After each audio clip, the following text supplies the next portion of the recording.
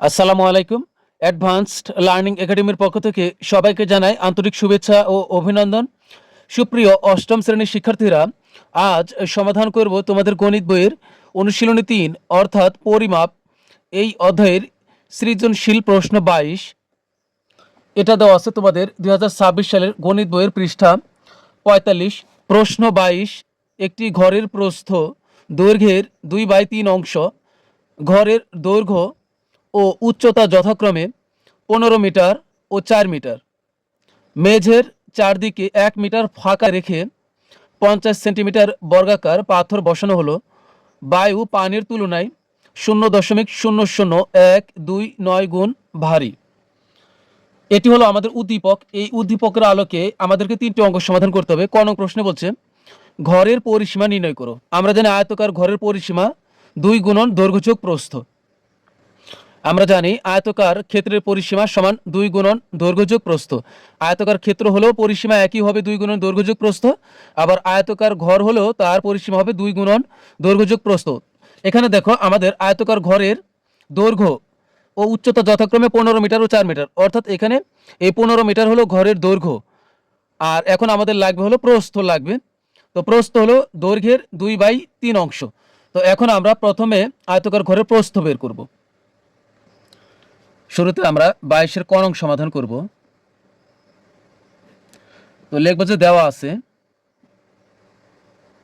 যেহেতু দৈর্ঘ্য আমাদের দেওয়া আছে ঘরটির দৈর্ঘ্য ১৫ মিটার। এটা কিন্তু আমাদের উদ্দীপকে উল্লেখ আছে ১৫ মিটার, কারণ এখানে দেখো এই যে ঘরের দৈর্ঘ্য ও উচ্চতা যথাক্রমে ১৫ মিটার ও ৪ মিটার, অর্থাৎ এখানে দৈর্ঘ্য আগে আছে, তার মানে এই দৈর্ঘ্য হলো ১৫ মিটার আর উচ্চতা পরে, তার মানে উচ্চতা হলো ৪ মিটার। দেওয়া আছে ঘরটির দৈর্ঘ্য ১৫ মিটার, সুতরাং ঘরটির প্রস্থ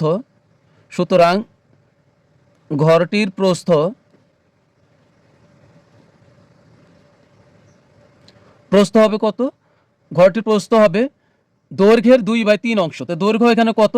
দৈর্ঘ্য হলো ১৫, তার মানে হচ্ছে দৈর্ঘ্য হলো ১৫ মিটার, তার মানে হবে প্রস্থ হবে ১৫ মিটার এর ২/৩ অংশ।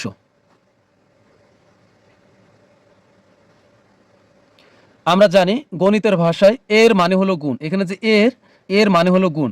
আমরা ৩ দ্বারা গুণ থাকলে কিন্তু আমরা এখান থেকে এই পর্যন্ত কাটতে পারি। এর মানে হলো গুণ। ৩ দ্বারা আমরা ১৫কে কাটলে হবে ৩ ৫ ১৫, তাহলে এই ৫ আর ২ গুণ করলে হবে এই ৫ দুগুণ ১০ মিটার। এখানে প্রথম অংশ লিখছি আর পরবর্তীতে আমরা লিখব মিটার। তুমি চাইলে এটাকে তুমি এভাবেও লিখতে পারবে, প্রস্থ সমান, এটা বিভিন্নভাবেই লেখা যায়, প্রস্থ সমান ১৫ গুণন, যেহেতু বলছে ২/৩ অংশ, তাহলে এই ২/৩, পরে এখানে অংশ লিখব আর পরের বার কাটাকাটির পরে ৩ ৫ ১৫, ৫ দুগুণ হবে ১০, এখন এখানে হবে মিটার। তুমি যেভাবে করো সমস্যা নেই। তার মানে হচ্ছে এই ১০ মিটার হলো আমাদের কি এই ঘরটির প্রস্থ বের হয়েছে। তো ঘরটির আমাদের বলছে যে এই ঘরের পরিসীমা নির্ণয় করো, ঘরের পরিসীমা। সুতরাং ঘরের পরিসীমা কি হবে? পরিসীমার সূত্র আমরা জানি ২ গুণন দৈর্ঘ্য যোগ প্রস্থ। সুতরাং ঘরটির পরিসীমা বা ঘরের পরিসীমা, সুতরাং ঘরের পরিসীমা বা ঘরটির পরিসীমা, সুতরাং ঘরটির পরিসীমা সমান হবে ২ গুণন দৈর্ঘ্য যোগ প্রস্থ। দৈর্ঘ্য যোগ হবে প্রস্থ। এইখানে দেখো এই ২ এর পরে গুণ দিয়েছে, এই গুণ কিন্তু বাধ্যতামূলক নয়, এটা না দিলেও হবে, কারণ এই ব্র্যাকেট মানেই গুণ। সমান এই ২ এর ২, আর এখানে আমাদের থাকতেছে হচ্ছে দৈর্ঘ্য কত? দৈর্ঘ্য পেলাম ১০, এখানে হবে ১০, এই যোগের যোগ। প্রস্থ কত? প্রস্থ হলো দৈর্ঘ্য হলো কত? দৈর্ঘ্য হলো ১৫, এখানে হবে দৈর্ঘ্য হবে ১৫ যোগ, আর প্রস্থ হলো ১০ মিটার, এই প্রস্থ হলো ১০ মিটার। এখন এখানে যেহেতু পরিসীমা, তাহলে কিন্তু এখানে বর্গ লেখা যাবে না, এখানে আমরা লিখব মিটার। সমান এই ২ এর ২ আর গুণ ১৫ আর ১০ হলো ২৫, আর এই মিটারের মিটারই হবে। এখানে গুণ করলে 25 গুণ হবে 50 মিটার। তাহলে এটাই হবে আমাদের ক নং প্রশ্নের উত্তর, যেহেতু আমাদেরকে বলছিল পরিসীমা বের করতে। এটাই কিন্তু হলো পরিসীমা, অর্থাৎ 50 মিটার হবে আমাদের এই ঘরের পরিসীমা। এবার সমাধান করব হলো খ নং প্রশ্নের। খ নং প্রশ্ন, মেঝের উল্লিখিত স্থান বাধাই করতে কতটি পাথরের প্রয়োজন হবে? খ নং প্রশ্নটি সমাধান করার পূর্বে এই উদ্দীপকটি কিন্তু ভালোভাবে পড়তে হবে। এখানে একটি ঘরের প্রস্থ দৈর্ঘ্যের 2/3 অংশ। এখানে কিন্তু আমরা ঘরের দৈর্ঘ্য আর প্রস্থ নিয়ে আমাদের কোনো সমস্যা নেই। মনে করো এটি হলো একটি এই আয়তকার ঘর, যার দৈর্ঘ্য পেলাম আমরা কত, এটা যেহেতু বড়, এটা বড়, তার মানে এটা আর এটা হবে দৈর্ঘ্য একই সমান। আমরা দৈর্ঘ্য কত পেলাম? দৈর্ঘ্য পেলাম হলো 15 মিটার। 15 মিটার, তার মানে এখানে হবে 15 মিটার। আর প্রস্থ কত পেলাম? প্রস্থ পেলাম কিন্তু হচ্ছে এই 10 মিটার। দৈর্ঘ্য অবশ্য আমাদের উদ্দীপকে দেওয়া ছিল 15 মিটার, আর এটা হলো প্রস্থ। প্রস্থ পেলাম কত? প্রস্থ পেলাম হলো 10 মিটার। এটাও প্রস্থ, এটাও প্রস্থ 10 মিটার। এখন বলছে যে মেঝের চারদিকে 1 মিটার ফাঁকা রেখে, এটা সম্পূর্ণটি হলো আয়তকার ঘর। এখন বলছে যে মেঝের চারদিকে 1 মিটার ফাঁকা রেখে, এই যে এদিকে দৈর্ঘ্যে 1 মিটার ফাঁকা, এদিকে দৈর্ঘ্যে 1 মিটার করে ফাঁকা রাখতে বলছে। এই 1 মিটার হলো ফাঁকা, এটা এদিকে দৈর্ঘ্য কয়টা? 2টা দৈর্ঘ্য, তো দুই দিকেই দৈর্ঘ্যের দুই দিকে 1 মিটার করে ফাঁকা, চারদিকে বলছে 1 মিটার করে ফাঁকা রাখতে। তাহলে এই প্রস্থ, এটা হলো প্রস্থ, এদিকে প্রস্থের দিকেও আমাদেরকে 1 মিটার করে ফাঁকা রাখতে হবে, মানে চারদিকেই এই 1 মিটার করে ফাঁকা রাখতে হবে। ফাঁকা রেখে 50 সেন্টিমিটার বর্গাকার পাথর বসানো হলো। একটি মনে করো যে বর্গাকার পাথর, বর্গাকার বলতে চারদিকে সমান হবে, এদিকে যত বড় এদিকেও ঠিক তত বড় হবে, আবার এদিকেও তত বড়, এদিকেও একই সমান হবে। তাহলে কিন্তু এটা বর্গাকার পাথর হলো। বর্গাকার মানে হলো সব চারটা বাহুই সমান হবে, এক বাহু, এই বাহু আর এই বাহু, সবগুলো বাহু সমান হবে। এটা কত? 50 সেন্টিমিটার পাথর। 50 সেন্টিমিটার আকৃতির যদি পাথর এই জায়গাতে বসানো হয় এভাবে, তাহলে মোট কয়টি পাথর লাগবে এই সম্পূর্ণ এই আয়তকার ঘরের মেঝেটি ঢাকার জন্য? মোট কয়টি পাথর লাগবে এটা বের করতে হবে। অর্থাৎ চারদিকে 1 মিটার, এদিকে এদিকে এদিকে এদিকে 1 মিটার করে ফাঁকা রেখে 50 সেন্টিমিটার অর্থাৎ এইরকম আকৃতির বর্গাকার পাথর বসানো হলো। এখন খ নং প্রশ্নে বলছে মেঝের উল্লেখিত স্থান বাধাই করতে কতটি পাথরের প্রয়োজন হবে? অর্থাৎ এই আকৃতির 50 সেন্টিমিটার আকৃতির পাথর যদি এইভাবে বসানো যায়, তাহলে এই যে এই মেঝেটা, এই মেঝেতে, এই যে এই মেঝের ভিতরে কতগুলো পাথর লাগবে, এটা হলো আমাদের খ নং প্রশ্নের মূল বিষয়। তাহলে এখানে আমরা কতটি পাথর লাগবে তা আমরা বের করব। তো এই জন্য প্রথমে আমাদেরকে আগে বের করতে হবে যে এই যে ফাঁকা স্থান, এই যে এই 1 মিটার, এই 1 মিটার, এই 1 মিটার, এই 1 মিটার, চারদিকে ফাঁকা 1 মিটার করে বাদ রেখে, তাহলে এই এই ঘরের মেঝের ক্ষেত্রফল কত এটা আমাদের বের করতে হবে। এই জন্য প্রথমে আমরা ফাঁকা স্থান বাদে ঘরের দৈর্ঘ্য বের করব, এরপরে বের করব ফাঁকা স্থান বাদে ঘরের প্রস্থ, এরপরে ফাঁকা স্থান বাদে ঘরের দৈর্ঘ্য, আর ফাঁকা স্থান বাদে ঘরের প্রস্থ গুণ করলে আমরা পেয়ে যাব এই যে এই সম্পূর্ণ এই ফাঁকা স্থান বাদে আমরা পেয়ে যাব ফাঁকা স্থান বাদে ঘরের এই মেঝের ক্ষেত্রফল। প্রথমে আমরা আগে বের করব ফাঁকা স্থান বাদে ঘরের দৈর্ঘ্য। ফাঁকা স্থান বাদে ঘরের দৈর্ঘ্য,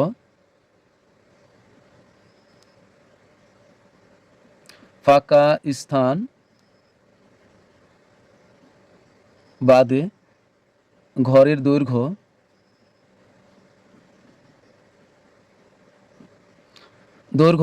আমরা দৈর্ঘ্য কত পেয়েছিলাম? সম্পূর্ণ ঘরের দৈর্ঘ্য পেয়েছিলাম হলো 15 মিটার। এটাও 15, এটাও 15, তো আমরা পেয়েছিলাম 15 মিটার। এই 15 এটা থেকে আমরা বিয়োগ করব হলো দৈর্ঘ্যে কয়টা, আমরা দৈর্ঘ্যে কয় দিকে খালি রাখবো? দৈর্ঘ্য মোট কয়টা? দৈর্ঘ্য হলো মোট 2টি, এই জন্য লিখবো হলো 2, আর এর সাথে গুণ করব আমরা কত মিটার করে খালি রাখবো? 1 মিটার করে। এই যে 1 মিটার, এদিকে 1 মিটার, তার মানে এই 1 মিটার খালি রাখবো, এই জন্য আমরা গুণ করবো হলো 1। এখন এখানে হবে মিটার। তবে এই বিষয়টি তোমরা কিন্তু আবার অন্যভাবেও লিখতে পারবে।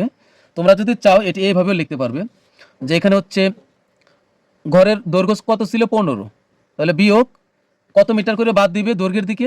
এদিকে 1 মিটার, এদিকে 1 মিটার, তার মানে 1 যোগ 1, 1 যোগ 1। তোমরা চাইলে এটাকে এভাবেও তোমরা লিখতে পারবে, অথবা তুমি এভাবেও লিখতে পারবে যে ঘরের দৈর্ঘ্য কত, 15 মিটার। এটা থেকে বিয়োগ করব দৈর্ঘ্য মোট কয়টি, 2টি দৈর্ঘ্য, তাহলে 2 গুণন কত মিটার করে, 1 মিটার করে, তাহলে 1 মিটার, এই 1 গুণ করব, তাহলে কত হবে 15। আর এখানে বিয়োগ 2 1 কি 2, এখানে হবে মিটার, যেহেতু দৈর্ঘ্য তুমি যেভাবে করো বিষয় কিন্তু একই আসবে, 13ই আসবে এখানে। তাহলে 15 থেকে 2 বিয়োগ করলে হবে 13 মিটার, এটা দৈর্ঘ্য। আবার ফাঁকা স্থান বাদে ঘরের প্রস্থ,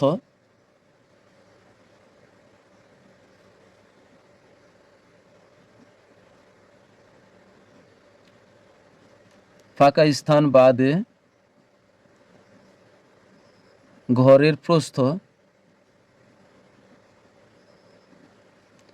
সমান, ঘরের প্রস্থ আমরা কত পেয়েছিলাম, এই 10 মিটার। তাহলে 10 থেকে বিয়োগ করব, 10 বিয়োগ প্রস্থ মোট কয়টি, 2টি প্রস্থ। এখন প্রস্থের দিকে আমরা কত মিটার খালি রাখবো, 1 মিটার করে, তাহলে এই গুণন হলো 1, তাহলে এখানে বের হবে এটাও মিটার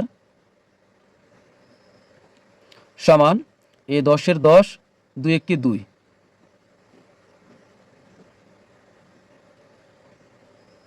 সমান হবে 8 মিটার। তো এখন সুতরাং ফাঁকা স্থান বাদে ঘরের মেঝের ক্ষেত্রফল, অথবা ফাঁকা স্থান বাদে মেঝের ক্ষেত্রফল তাও হবে। সুতরাং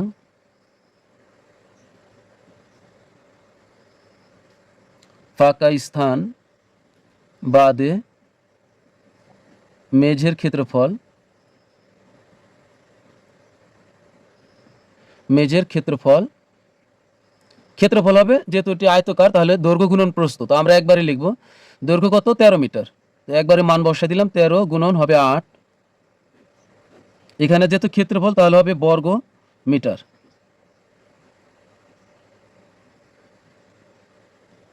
তিন 8 24 4, হাতে থেকে 2, 8 1 8, আর 2 হলো 10, তাহলে 104 বর্গ মিটার যেহেতু ক্ষেত্রফল। এখন এই ধরনের অঙ্কে আমাদের মনে রাখতে হবে মেঝে কার্পেট দিয়ে মেঝে কতটি পাথর লাগবে, এজন্য কিন্তু আমরা মেঝের ক্ষেত্রফল বের করছি। তো এখন আমাদের বের করতে হবে পাথরের ক্ষেত্রফল। তাহলে এই মেঝের ক্ষেত্রফলকে আমরা পাথরের ক্ষেত্রফল দ্বারা ভাগ করলেই কিন্তু আমরা পেয়ে যাব যে এই মেঝেটি এই বাধাই করতে কতগুলো পাথর লাগবে। তো এখানে দেখো এই মেঝের ক্ষেত্রফল আছে বর্গ মিটার, কিন্তু পাথর আছে সেন্টিমিটারে, 50 সেন্টিমিটার। তো সেন্টিমিটারের সাথে বর্গ মিটার কিন্তু সেন্টিমিটারের সাথে বর্গ মিটারের সম্পর্ক নাই।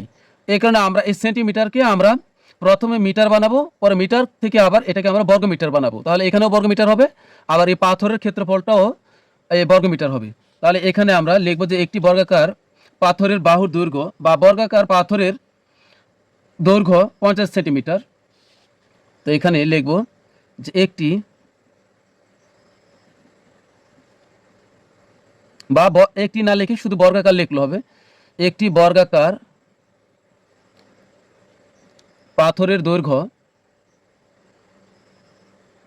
পাথরের দৈর্ঘ্য, একটি বর্গাকার পাথরের দৈর্ঘ্য সমান হলো 50 সেন্টিমিটার। সেন্টিমিটারকে আমরা সহজে মিটার বানাইতে পারি, কারণ আমরা জানি 100 সেন্টিমিটারে 1 মিটার। তাহলে এই 50কে আমরা যদি 100 দ্বারা ভাগ করি তাহলে কিন্তু সেন্টিমিটার আর থাকবে না, এখানে হয়ে যাবে হলো মিটার হয়ে যাবে এখানে, কারণ 100 সেন্টিমিটারে 1 মিটার। তাহলে এখানে যখনই আমরা ভাগ দিব 100 দ্বারা, তখনই আমরা আর সেন্টিমিটার লিখবো না, লিখবো এখানে মিটার। 100 দ্বারা 50কে ভাগ করলে হবে 0.5, 0.5 মিটার। আমরা জানি বর্গক্ষেত্রের ক্ষেত্রফল দৈর্ঘ্য গুণন দৈর্ঘ্য,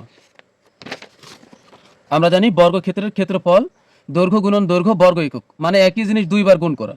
যেহেতু এই পাথরটি হলো বর্গাকার, তাহলে এর আমরা মিটার পেলাম কত, এর বাহুর দৈর্ঘ্য পেলাম হলো 0.5 মিটার। তার মানে এদিকেও হবে 0.5, এদিকেও 0.5, এদিকেও 0.5, এদিকেও 0.5। যেহেতু এটি বর্গাকার, তার মানে হবে এর ক্ষেত্রফল হবে দৈর্ঘ্য গুণন দৈর্ঘ্য।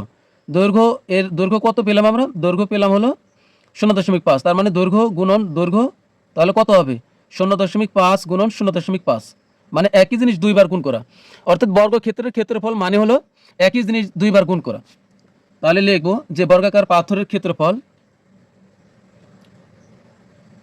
একটি বর্গাকার পাথরের ক্ষেত্রফল অথবা বর্গাকার পাথরের ক্ষেত্রফল, তাও হবে একটি বর্গাকার পাথরের ক্ষেত্রফল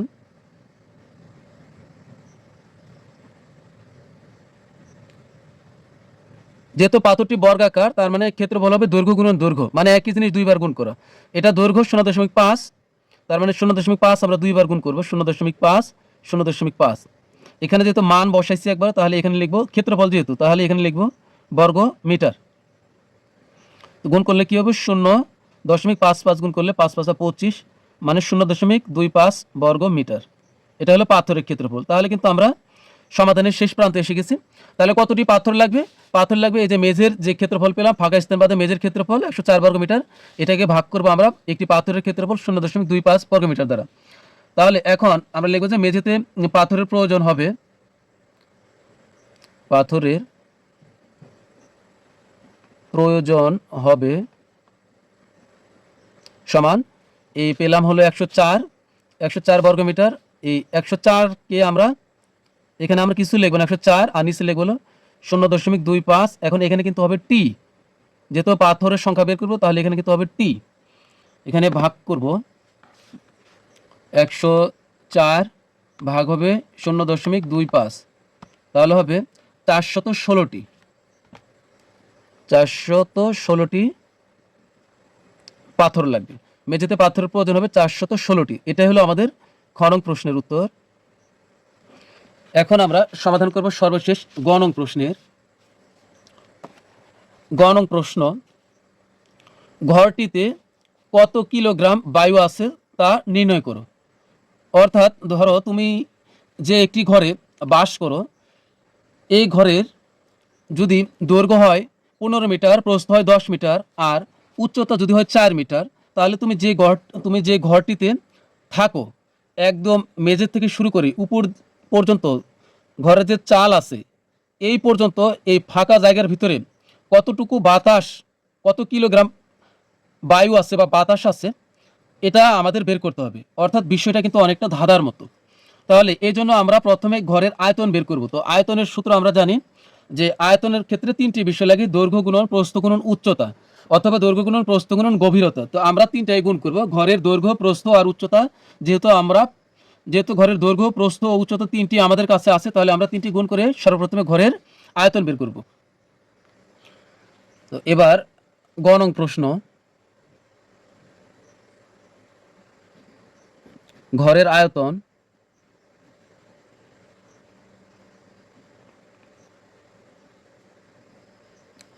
সমান কি দৈর্ঘ্য গুণন প্রস্থ গুণন উচ্চতা, দৈর্ঘ্য গুণন প্রস্থ গুণন উচ্চতা।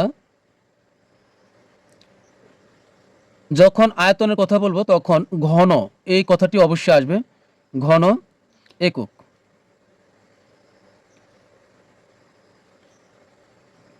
দৈর্ঘ্য কত? দৈর্ঘ্য কিন্তু আমরা পেয়েছিলাম হলো এই যে 15 আর প্রস্থ 10, দৈর্ঘ্য 15 গুণন প্রস্থ হলো 10 আর উচ্চতা হলো 4 মিটার।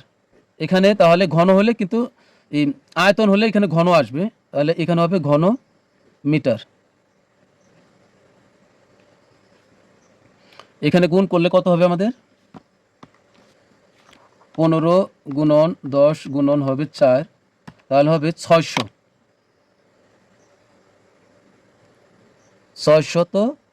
ঘনমিটার।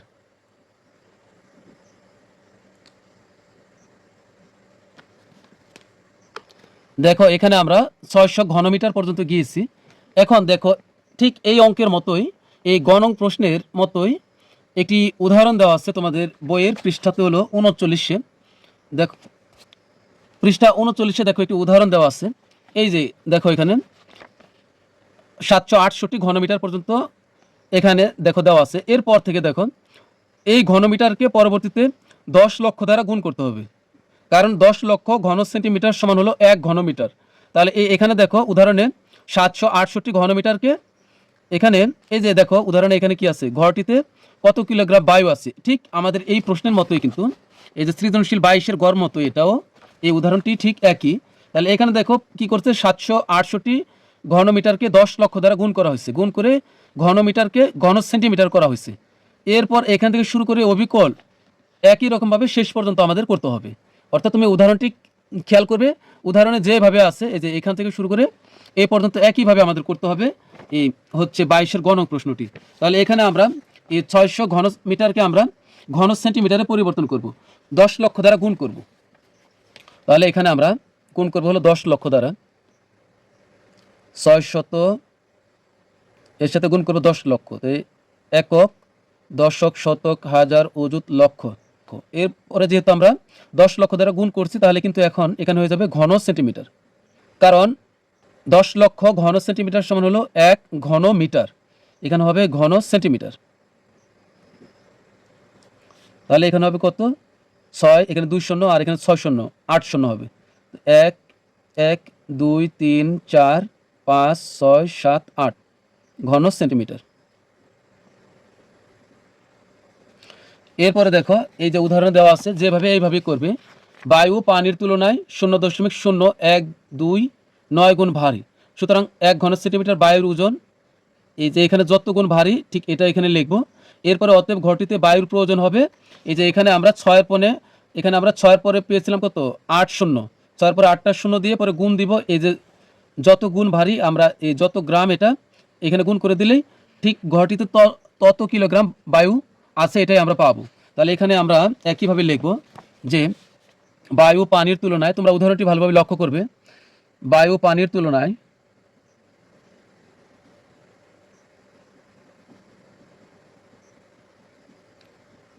বায়ু পানির তুলনায় 0.001229 গুণ ভারী, এটা কিন্তু আমাদের উদ্দীপকে আছে, গুণ ভারী। সুতরাং 1 ঘন সেন্টিমিটার বায়ুর ওজন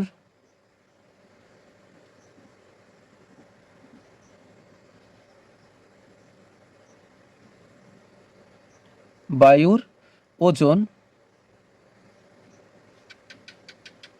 0.00129 গ্রাম। সুতরাং অতএব ঘরটিতে বায়ুর পরিমাণ,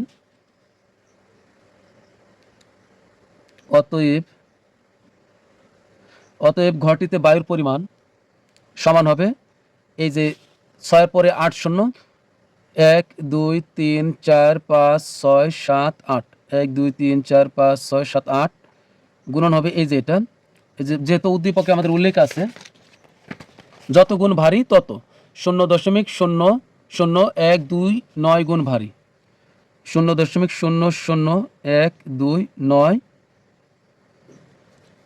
এখানে হবে গ্রাম হবে এখানে। তাহলে এখানে কত হবে, আমরা গুণ করব, 6 এর পরে 8 শূন্য, 6 1 2 3 4 5 6 7 8 শূন্য, গুণন হবে হলো 6 এর পরে 8 শূন্য, তার মানে হবে এখানে 60 কোটি, 0.00129 সমান হবে 77,000, সমান হবে একক, দশক, শতক, হাজার, অযুত, লক্ষ, 7,74,000, 7,74,000 গ্রাম। এবার দেখো আমরা জানি 1000 গ্রামই হলো 1 কিলোগ্রাম, তাহলে এটাকে যদি আমরা 1000 দ্বারা ভাগ করি তাহলে কত হচ্ছে, যেহেতু 1000 গ্রামে 1 কিলোগ্রাম, তাহলে এটাকে সম্পূর্ণটাকে আমরা 1000 দ্বারা ভাগ করব, তাহলে কিন্তু এই গ্রাম হয়ে যাবে কিলোগ্রাম। এখানে এটাকে যদি আমরা 1000 দ্বারা ভাগ করি তাহলে হবে 774 কিলোগ্রাম, 774 কিলোগ্রাম, গ্রাম হয়ে যাবে কিলোগ্রাম। তার মানে ঘরটিতে বায়ুর পরিমাণ হলো 774 কিলোগ্রাম। এটাই হলো আমাদের গ নং প্রশ্নের উত্তর। তো প্রিয় শিক্ষার্থীরা, আজকের মতো আমাদের ক্লাস এখানে শেষ। সবাই ভালো থাকবে, সুস্থ থাকবে, আল্লাহ হাফেজ।